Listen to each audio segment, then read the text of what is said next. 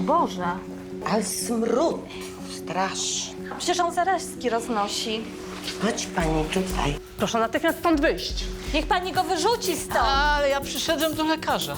Co to za krzyki? No niech pan spojrzy, panie doktorze. Proszę za mną do gabinetu. Ale jak to? Bez kolejki, panie doktorze? To ja się stąd wypisuję.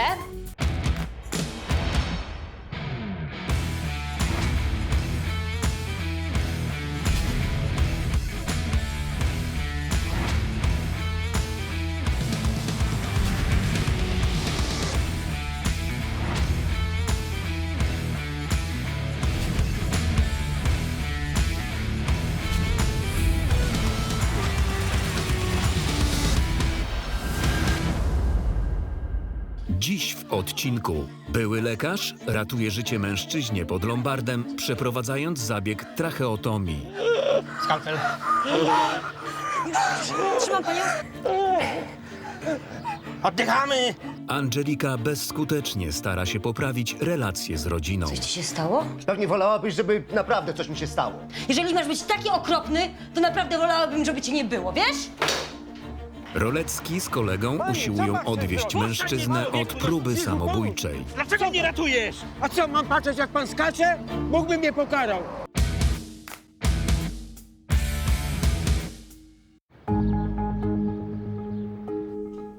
I po co ci to było? Po co?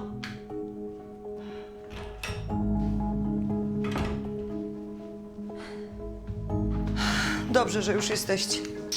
Cześć. Cześć, dzieci, cześć. Siadajcie. Siedzi tak, odkąd wróciliśmy z sądu. I w ogóle się nie odzywa. Bardzo mi przykro, tato.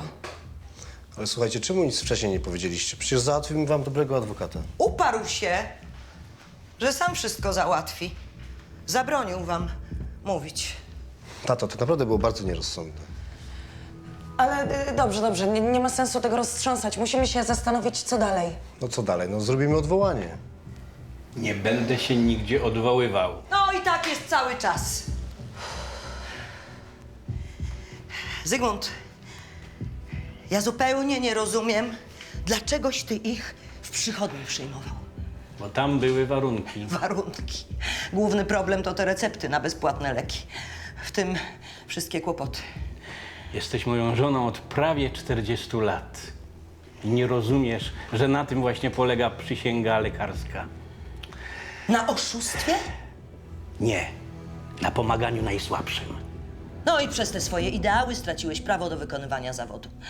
I jeszcze ta grzywna. Duża? Całe nasze oszczędności. Mamo, spokojnie, odwołamy się. Ale po co? Po co? Przecież jego wina jest bezsporna. Ale tata pomagał ludziom. Leczył tych, którym nikt inny nie chciał pomóc. Tak, ale powinien to robić w zgodzie z przepisami. Nie jestem od przepisów, tylko od leczenia. Do widzenia. Miłego dnia.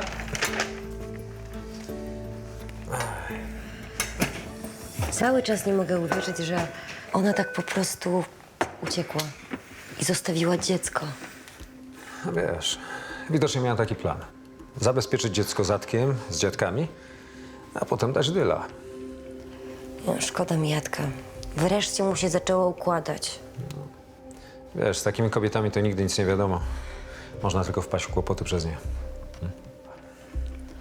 Dobra, no muszę wytrzeć blat. No hej, kochani. Cześć! Hej! Fajnie, że wróciłaś.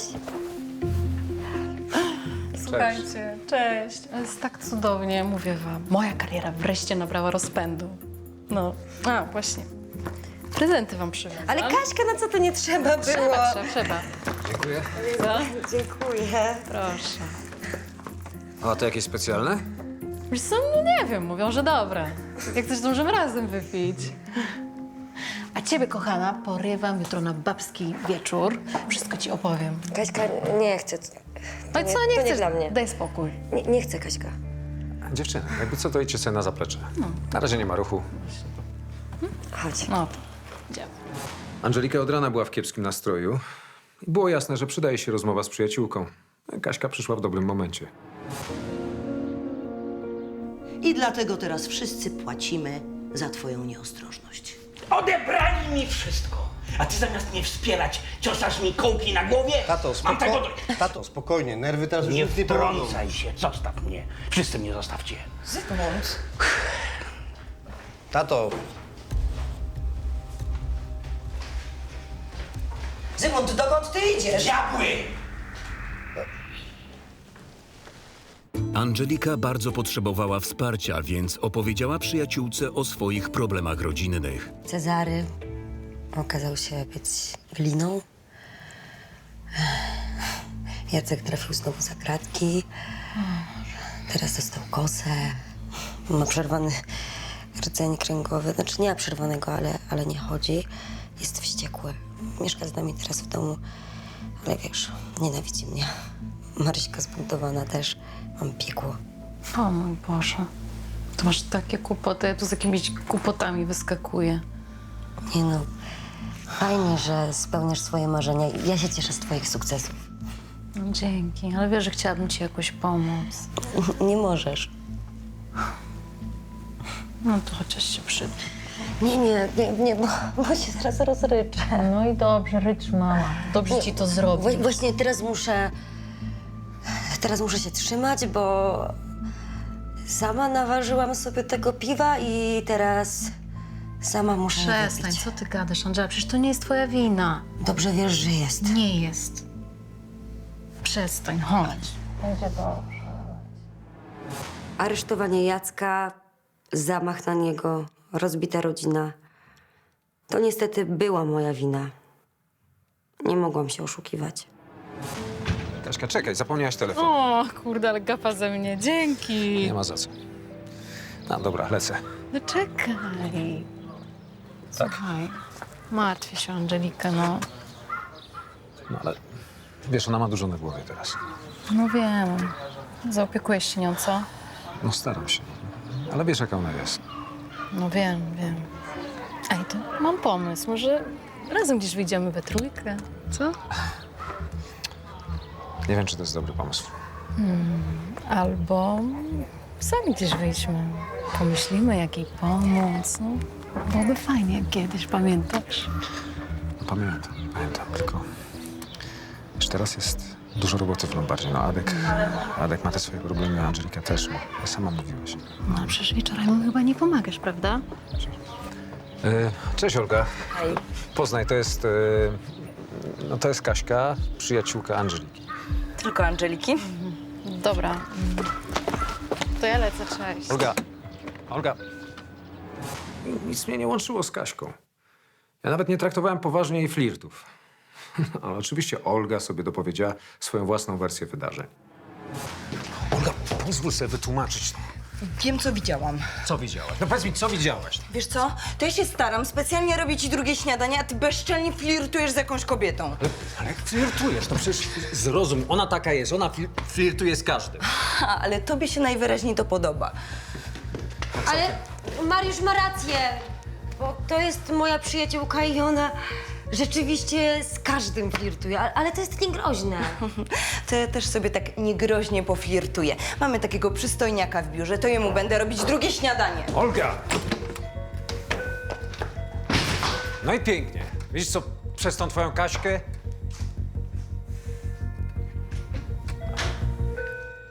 Dzień dobry. Dzień dobry.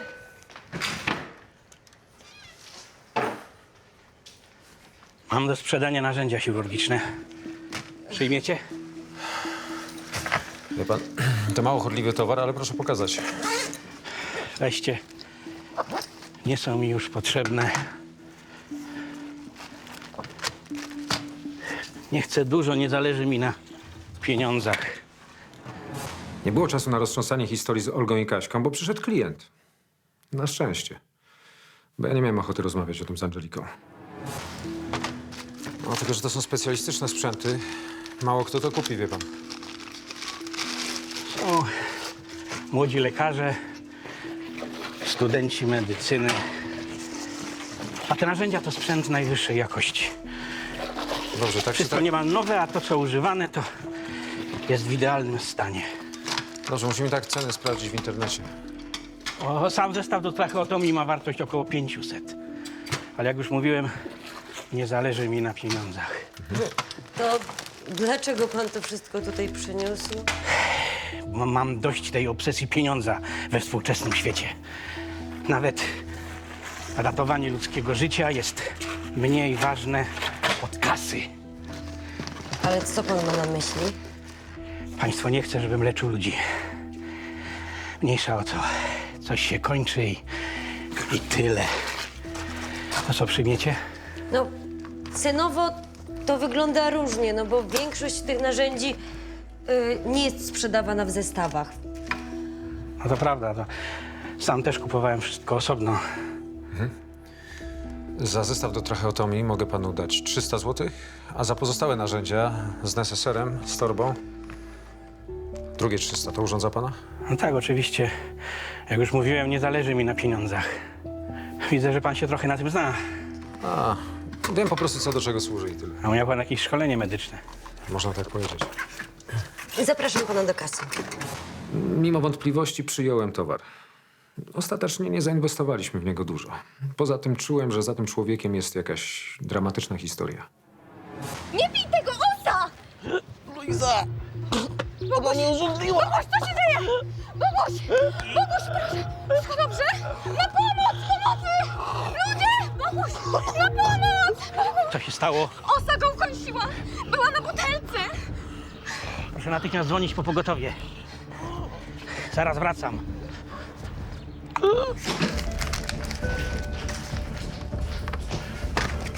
Chwileczkę. Co pan robi? Ale co pan robi? Proszę to wziąć. Hej, pod Lombardem lecimy! Proszę się odsunąć! Proszę szybko! Proszę się odsunąć. Dobrze, czekamy. Dziękuję. Boguś, Jezus Maria! Niech pan przytrzyma głowę. Boże, co z nim? Boguś, Jezus, Boguś! Spójrz na mnie, Boguś! Co z nim, Boguś? Boguś, spójrz na mnie! Spójrz na mnie, Boguś! Proszę się nie uderzyć. Już spokojnie, ten człowiek wie, co robi. To jest lekarz. Spokojnie, spokojnie. Spokojnie, będzie dobrze. Skalpel. Trzymam panią. Ale co pan robi? Proszę tego nie nagrywać. Proszę rozszerzyć Co robi pan? Ma pan ranę. wodę? Proszę tak przytrzymać.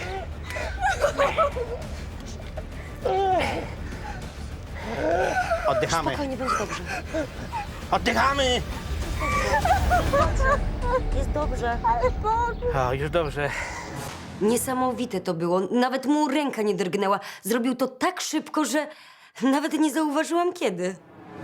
Mężczyznę, którego ukąsiła osa, zabrało pogotowie, a pracownicy i pan Zygmunt wrócili do Lombardu. Dziękuję panu za pomoc. I przepraszam, że użyłem narzędzi, które wam sprzedałem. Nie, ale naprawdę nie ma o czym mówić. To była kwestia życia i śmierci. Pokryję różnice. Ale nie... Bardzo... Absolutnie. Trzeba.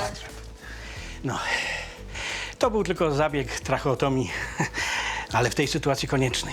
No, ale mówi pan o tym, jakby to było coś normalnego, a właśnie uratował pan komuś życie. Taki mam zawód. To znaczy miałem. Nieważne. Jeszcze raz przepraszam za to zamieszanie. Do widzenia. Do widzenia. Do widzenia. Dla tego mężczyzny cała ta akcja ratunkowa to nie było nic niezwykłego. Pewnie nieraz ratował ludzkie życie, jak to lekarz. Ja byłam pod ogromnym wrażeniem. Po pracy Angelika zrobiła zakupy i wróciła do domu z zamiarem podjęcia kolejnej próby odbudowania rodzinnych relacji. Ale akcja niezła. Kto gra? Piłkarze. Bardzo śmieszne. Znowu, patrz, Maryśka, patrz. Ja nie, spalony, no. Mieliśmy dzisiaj akcję ratunkową w Lombardzie. No i? Faceta ugryzła osa w język, ale mieliśmy lekarza w Lombardzie i on zrobił mu tą, tą trachę... Dobra, jak chcesz coś opowiadać, to sprawdź po prostu, no. Obiad zrobię. Spaghetti z tuńczykiem. Specjalnie dla ciebie. Dzięki, ja usiadę. Ja zrobiłam dla ciebie obiad. A. No to się cieszę, że nie jesteście głodni i że jesteś taka samodzielna córeczko i że nic dla mnie nie zostawiliście. I tak było co dzień. Torpedowali każdą moją próbę i dawali do zrozumienia, że nie jestem im potrzebna. Nie wiedziałam, jak długo to jeszcze wytrzymam.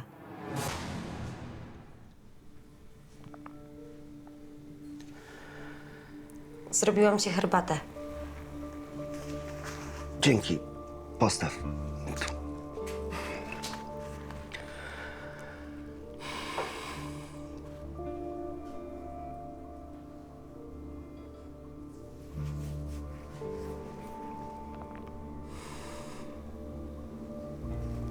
Jak ci minął dzień? W porządku.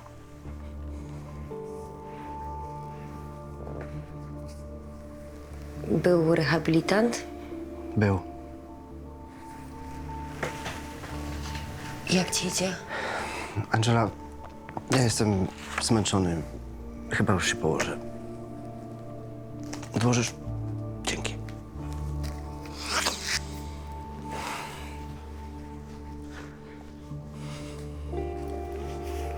To chociaż herbatę wypij.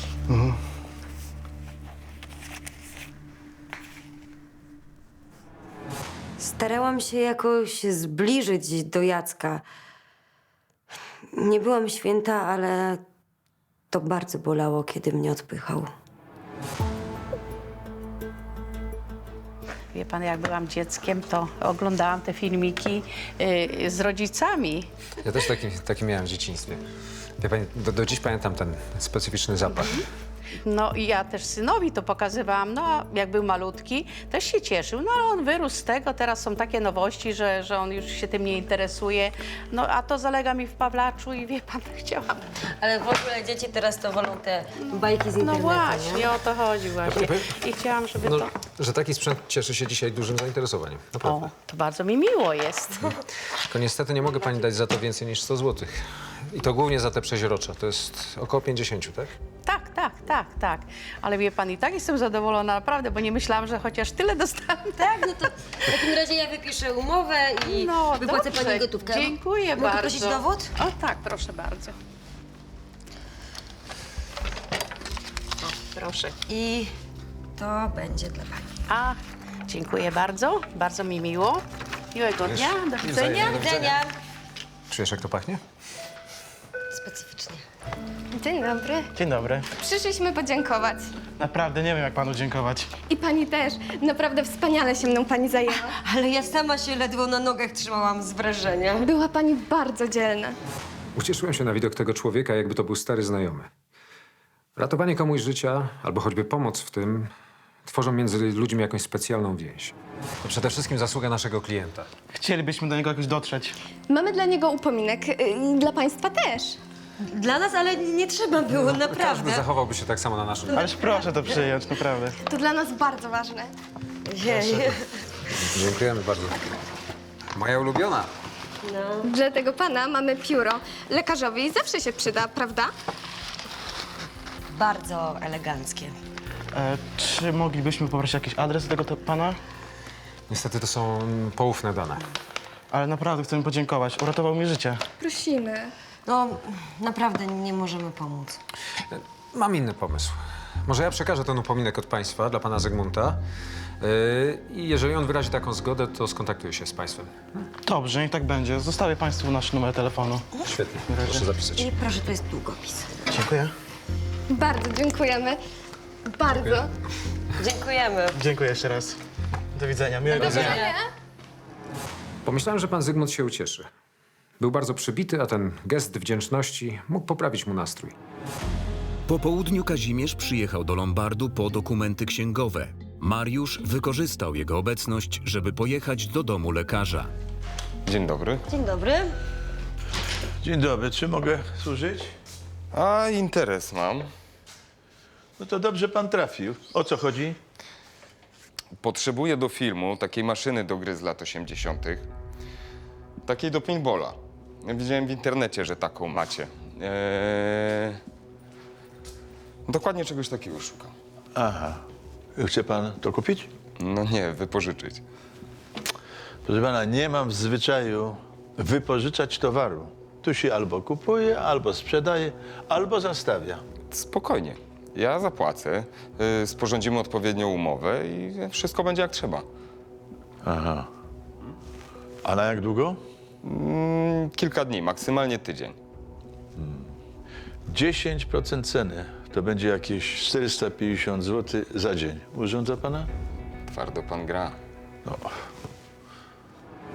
Lubiłem sobie czasem wrócić do takiej regularnej pracy w Lombardzie. A co do wypożyczenia tej maszyny do gry, miałem pewne wątpliwości. Ale w sumie ryzyko było niewielkie. Mariusz odwiedził dom lekarza, który poprzedniego dnia uratował życie mężczyźnie pod Lombardem.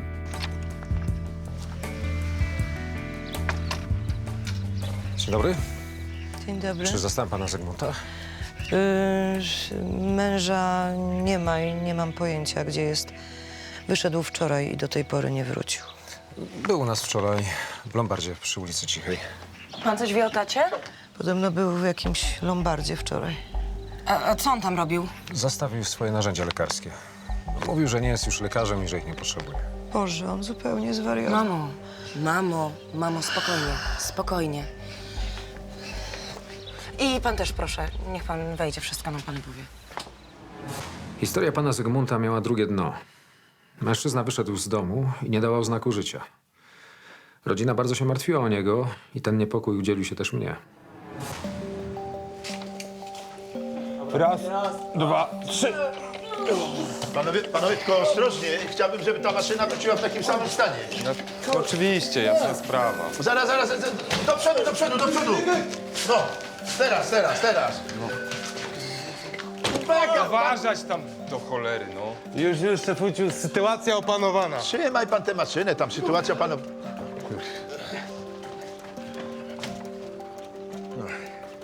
No i idź pan im pomóc, no. Zacząłem żałować, że się zgodziłem. Stara prawda mówi, że pożyczonego to się za bardzo nie szanuje. Proszę pana, mój mąż leczył ludzi całe życie. Pomagał każdemu, kto tego potrzebował. A od kilku lat, nie, właściwie od kilkunastu, pomagał okolicznym bezdomnym. Jak sytuacja tego wymagała, to nawet proste zabiegi chirurgiczne im robił. Tak, oni przychodzili do niego, bo nie brał pieniędzy i dawał im te recepty na bezpłatne leki. No i to jest właśnie kompletny brak rozsądku, tak? I w końcu się doigrał. Leon, bo zaraz ty się doigrasz. Mówisz o moim ojcu i dziadku twojego syna. Za ostro go oceniasz, za ostro. Ja też zresztą dołożyłam swoje 3 grosze. Byłam dla niego okropna po tym całym procesie. No dobrze, ale jak do tego doszło dopiero teraz, skoro przez tyle lat pomagał tym bezdomnym? Wie pan co, myślę, że nowa pielęgniarka w przychodni na niego doniosła. No dobrze, a kiedy wychodził, to mówił może dokąd, po co?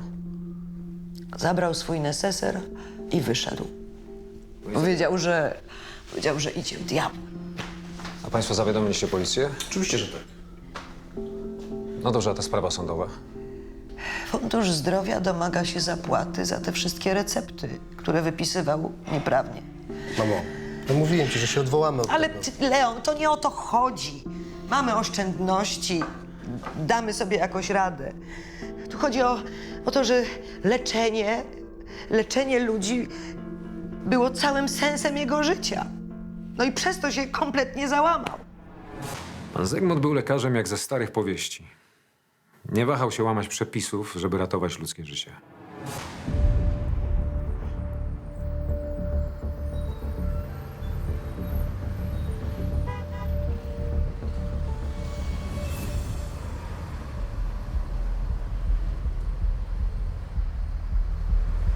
Ty, patrz. Co? Marynarę rzucił. Chyba jakiś samobójca. Skąd wiesz? Ciągle w dół patrzę. Ty! Patrz! Ale...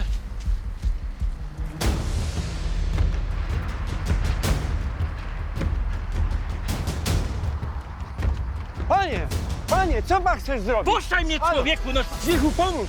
Dlaczego mnie ratujesz? A co, mam patrzeć jak pan skacze? Bóg by mnie pokarał. No co jest? Zostawcie mnie w spokoju! Puszczajcie! Spokojnie, kochany. Spokojnie, no już dobrze. Chodź, człowiek. Zostawcie mnie! Spokój się. Spokojnie. Już dobrze. Już dobrze. Podczas gdy Angelika była w pracy, Jacek próbował samodzielnie ćwiczyć, żeby jak najszybciej odzyskać sprawność.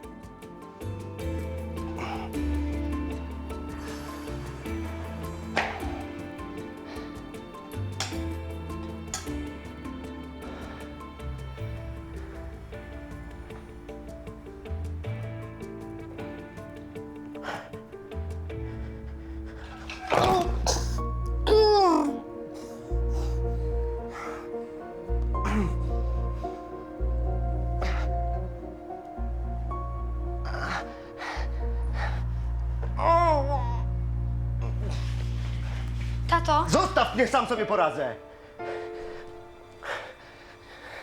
Córeczko, przepraszam cię, ale nie gniewaj się na mnie, ta bezradność mnie po prostu dobija. Ale tato, przecież pomoc ode mnie to żaden wstyd.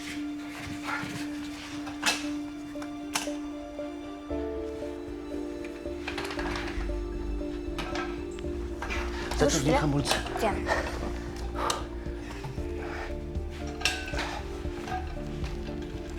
Nogi masz się. Okay.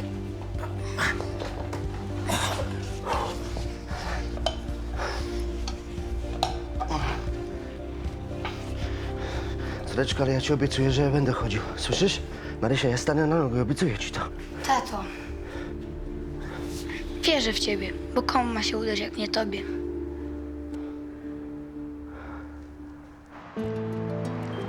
Mnie nie można pomóc. Nie rozumiecie, że bez pasji nie ma życia?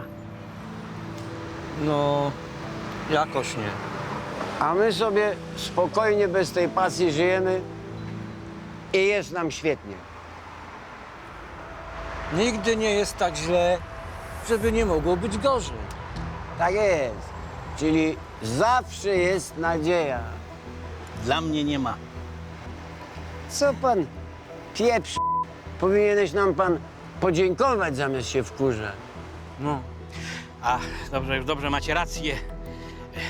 To na pamiątkę w podziękowaniu. Nie no, nie trzeba. Co pan? To tak od serca. Wierzcie, wam się bardziej przyda niż mnie. No. Niby ma pan rację. Zdzichu. W sumie tośmy dobry uczynek zrobili, nie? Nagroda może być. No właśnie. Idź pan spokojnie do domu, prześpij się. Jutro też jest dzień. No. Może pana do domu odprowadzić. Gdzie pan mieszka? Nie trzeba, sam pójdę. A po drodze trochę ochłonę. Poniosło mnie. Tak. Jakbyś pan skoczył, to dopiero by pana poniosło. Dziękuję jeszcze raz. Do widzenia. Do widzenia. Bywaj zdrów. Ty, a może my go jednak powinniśmy pilnować, co? A co my jego nianki jesteśmy? Sikora czas pieniężyć, nową flaszkę kupić. To przecież nagroda. No niby tak. To co? Lombard.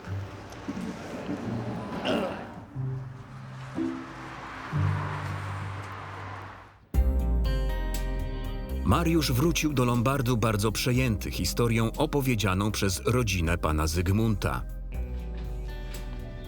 Cześć. Jak tam? Dałeś mu pióro? Ucieszył się? Wiesz co, byłem u niego w domu. Podobno wyszedł wczoraj i do tej pory nie wrócił. No co ty? No, A dlaczego? nie wiadomo. Podobno pomagał bezdomnym na koszt NFZ i ktoś na niego doniósł. No i się załamał. No to się nie dziwię. No, przykra sprawa. Tak. Ale wiesz, To jest niepokojące. Do dzisiaj nie... Dzień dobry. Z czym pan do nas przychodzi?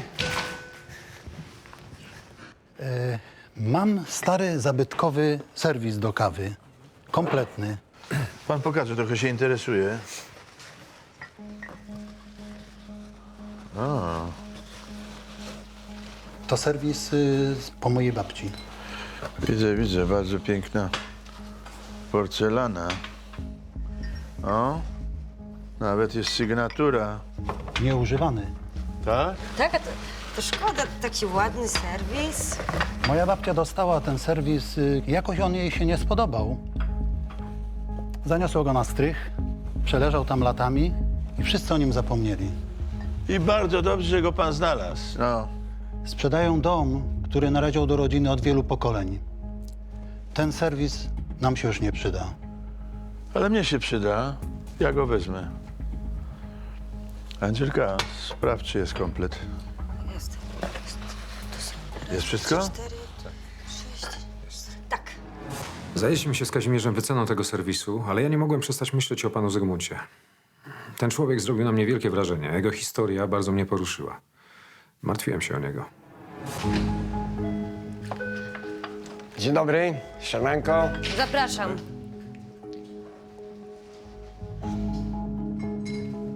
Dzisiaj coś takiego mamy. No, to chyba nie złom, co? Zarobiliśmy. Tak? A ja nie słyszałam, żeby za puszki i butelki po piwie płacili złotymi zegarkami. Słowo honoru, królowo złota. Dał nam to taki facet, żeśmy mu życie uratowali. Chciał z mostu skoczyć. No. Coś gadał 3 po 3, że bez pasji życia nie ma. Coś takiego. Przepraszam, a jak on wyglądał? A taki siwy, otyły po 60.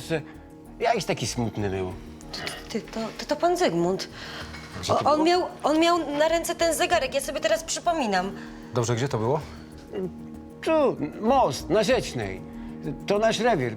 My tam tego wypoczywamy, nie? No i co, zostawiliście go tam? No tak, bo mówił, że ochłonie i do domu wróci. Wygląda na to, jakby chciał, żebyście dali mu spokój. A ten zegarek dał wam, żeby was spławić. Boże. Dobrze, może jeszcze nie jest za późno. Angela, dzwoń do tej kobiety. Telefon. To co? Zaraz się sprawa wyjaśni. Moment. Nie było wątpliwości, że mężczyzna, który dał Roleckiemu i jego kumplowi zegarek, to był pan Zygmunt. Najwyraźniej przechodził załamanie nerwowe. Nie było czasu do stracenia.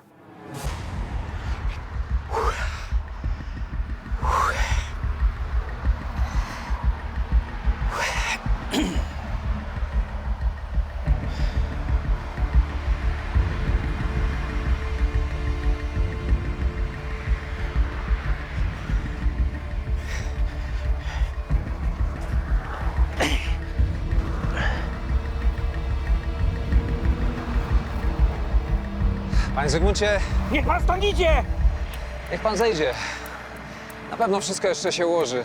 Nic się nie ułoży. Proszę tak nie mówić. Moje życie jest skończone.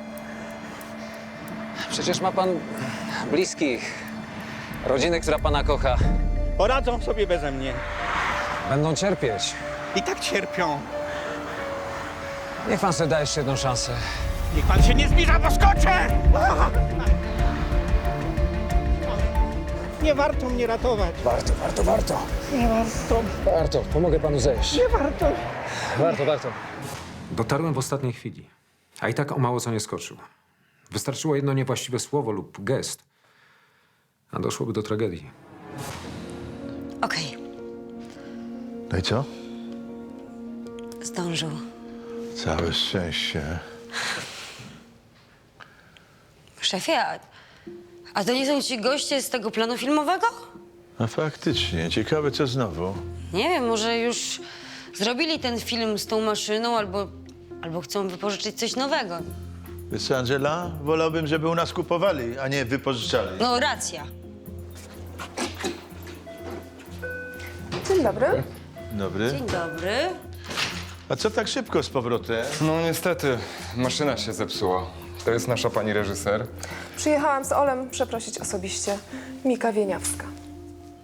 No wie pani, przeprosiny to raz, ale ja żądam zwrotu pieniędzy za koszty naprawy i wypożyczenia. Ależ oczywiście. No, pani reżyser jest tutaj w imieniu producenta, także wszystkie koszty uregulujemy. No, a jeżeli maszyny nie będzie dało się naprawić? A no właśnie, właśnie. Zwrócimy pełną kwotę. Proszę się nie martwić. Od początku miałem wątpliwości, czy się na to zgodzić. Proszę pana, ostrożnie, bo drzwi panu rozwali. No niestety, to wina naszych tragarzy. Ale jakoś nie widzę, żebyście ich zmienili. Cóż, gdzieś ciężko na rynku o dobrych ludzi. Ale pan Co pan? ma coś takiego w sobie, że u nas by się rola dla pana znalazła. Co? Ja? No skąd? Co pani? No ja zawsze mówiłam, że szef to ma filmową urodę. Angela, daj spokój. Ale pani obie mają rację. Pan naprawdę ma styla jak Humphrey Bogart. Że co? Jakiego styla? Nie, zresztą ja się do filmu nie nadaję. Proszę przyjść na zdjęcia próbne. Studio mamy przy Kamiennej. Jutro rano. Szefie, taka okazja nie zdarza się codziennie. Angela? Proszę zadzwonić, jak pan jutro będzie. Do zobaczenia. A fakturę za wynajem i naprawę sprzętu proszę wystawić na produkcję. Tutaj są wszystkie dane. Dziękuję. Do widzenia. Do widzenia. Ja się tym zajmę. Szefie, no, będzie szef sławny. Oj, Angela, daj spokój. A mogę autograf od razu, bo potem to mnie szef nie pozna. Spokój się. Też wymyślili ja do filmu. Pomyślałem jednak, że szkoda byłoby nie spróbować, skoro nadarzyła się okazja. Ja jestem facet pracujący i żadnej pracy się nie boję. W końcu każdy zagrać może. Do powodzenia, szefie, jutro na tych zdjęciach. Nie wiem, czy dobrze zrobiłem, że tam idę, no. No, rozerwie się szef trochę. Będzie fajnie. No, zobaczymy, może, no. Będzie super. Tak? Cześć. Cześć, szefie. Pa. No hej. O, cześć. A ty co tutaj robisz? No jak to co? Mamy dzisiaj babski wieczór, zapomniałaś? O, Kaśka, nie mogę, no. Muszę wrócić do domu i spróbować złożyć do kupy moje życie rodzinne. No właśnie, może powinnaś trochę od tego odpocząć. Wiesz, nabierzesz trochę dystansu, przemyślisz wszystko i tak dalej. Kaśka, ja nic nie robię, tylko o tym myślę. No to może teraz dasz Jackowi powód, żeby o tym myślał, co? Nie gniewaj się, ale wracam do domu. No dobra, to cię chociaż odprowadzę, to pogadamy trochę. Miałam ochotę na babski wieczór z Kaśką, ale nie mogłam ryzykować. W domu wszystko trzymało się na jednym włosku, rodzina mi się rozpadała, a ja musiałam o nią walczyć. Zdenerwowana żona pana Zygmunta przyjechała na most przy Rzecznej. Mariusz odwiózł ich oboje do domu.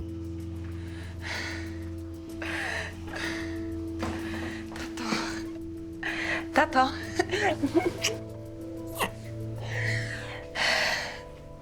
Wiesz, jak się martwiliśmy?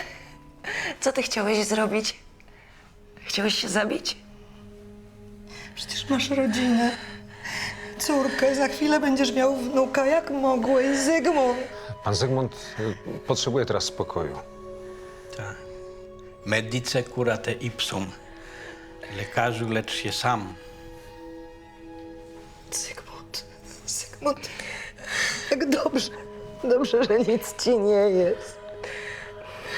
Może jednak dobrze pan zrobił. Dziękuję. Dziękuję panu bardzo. Naprawdę w imieniu całej rodziny. Dziękuję bardzo. Nie ma o czym mówić. Cieszę się, że wszystko się dobrze skończyło. Dziękujemy za pomoc. Wszystkiego dobrego. Dziękujemy bardzo. Do widzenia. Nawzajem. Pan Zygmunt wrócił do domu. Bardzo potrzebował teraz pomocy swojej rodziny, a ja miałem nadzieję, że jak najszybciej dojdzie do siebie. Po powrocie do domu Angelika ponownie starała się zadbać o dobrą atmosferę w rodzinie. Pomóc ci? Nie, poradzę sobie. Dzięki.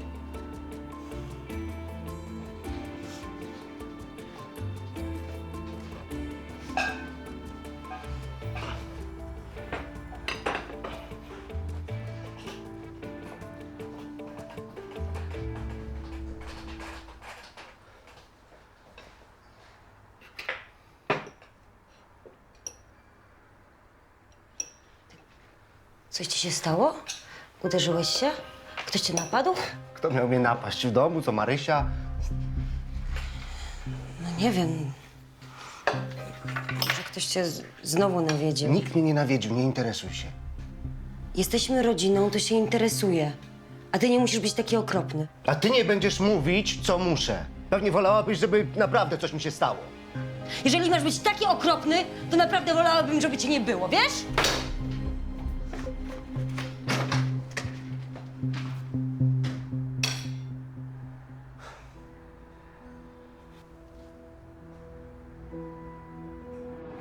Nie wytrzymałam. Starałam się jak mogłam. Robiłam wszystko, żeby odbudować coś między nami, a on traktował mnie tak, że odechciewało mi się żyć. Następnego dnia po wizycie na zdjęciach próbnych Kazimierz przyszedł do Lombardu w kiepskim humorze. Cześć, szef! Cześć. I jak było na zdjęciach? Ja tam... naciekałem. Potem kazali mnie wyjść, nie? Tam coś gadać do tej kamery. Bez sensu. Ale i co dalej? Będziesz gwiazdą filmową? Nie wiem, no. Na razie cisza, nie odzywają się. O, słuchaj, to jest żona i córka pana Zygmunta. Dzień dobry. Dzień dobry. Dzień dobry. I jak on się czuje? Mąż jest w szpitalu pod opieką psychiatry. Tak, i potrzebuje teraz naszej opieki. Jeszcze raz bardzo chciałbyśmy panu podziękować za pomoc. I proszę podziękować tym panom, którzy uratowali tatę. Niech wezmą jego zegarek. Zasłużyli na niego. A, i chciałybyśmy wykupić narzędzia taty. A, jasne. Zaraz przyniosę. Jeszcze nikt niczego nie kupił, także... Najważniejsze, że wszystko dobrze się skończyło. No. Tutaj mam wizytówkę znajomej dziennikarki. Ona powiedziała, że bardzo chętnie opisze sprawę. O, to wspaniale. Trzeba pomóc panu Zygmuntowi. Powinien dalej pomagać najsłabszym pacjentom. Proszę. Dziękujemy, bardzo dziękujemy. Mam nadzieję, że sprawa nie jest jeszcze do końca przegrana. W następnym odcinku pracownicy Lombardu mają wątpliwości co do zastawu. To jest legalne? Legalne, panie. Aparaturę wolno mieć, a produkcja tylko na własny użytek. Jak na własny użytek? Panie, przecież to ma z 50 litrów. A to zależy, kto jakie ma potrzeby. No pan to mi wygląda na smakosza. Matka dowiaduje się o porwaniu swojej córki. Halo? Mamy twoją córkę. Halo, kto mówi? Szykuj kasę z Giro. Halo? Mamo, ratuj! Halo? Kamila, halo, słyszysz mnie? Co się tam dzieje? Kamila, halo! Benia jest zazdrosna o tajemniczą partnerkę Betona. Myślisz, że nic nie wiem? Widziałam cię z tą kelnerką. Ładna, zgrabna, seksowna. To nie tak, jak myślisz. Myślę, że próbujesz zrobić ze mnie idiotkę. Więcej informacji o serialu na naszej stronie, na Facebooku i Instagramie.